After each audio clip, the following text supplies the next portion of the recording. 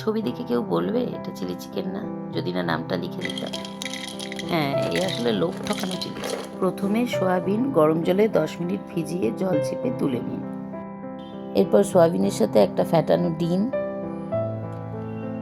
লবণ পরিমাণ মতো, সাদা তেল, সয়া সস 1 চামচ এবং কর্নফ্লাওয়ার দিয়ে ভালো করে মেখে নিন। মেখে তেলে ভাজতে থাকুন, হালকা আঁচে ভাজুন।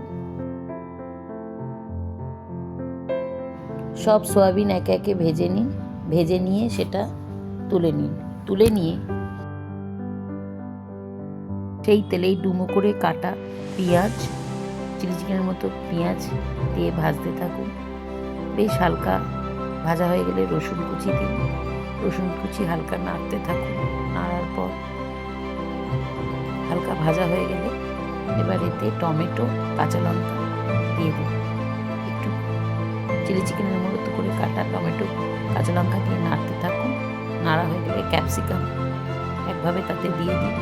দিয়ে একটু হালকা নাড়াচাড়া করে দিন, বেশি নাড়বেন না। এবার অল্প পরিমাণ জল দিয়ে ওটা ফুটতে দিন। ফোটা হয়ে গেলে এবার তাতে soya sauce, red chilli sauce এবং টমেটো সস দিয়ে হালকা নাড়তে থাকুন। এবার সেই সয়া বলগুলো যেগুলো ভাজা হয়ে গেছে সেগুলো তাতে দিয়ে দিন।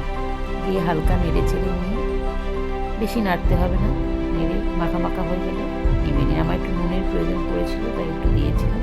অল্প মিষ্টি বা হানিও দিতে পারেন।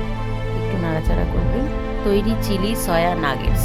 ফ্রাইড রাইস, রুটি, পরোটা সাথে বা স্টার্টার হিসাবে খেতে পারেন। আমি তো সাদা ভাতের সাথে খেয়েছিলাম। অবশ্যই বানাবেন একবার।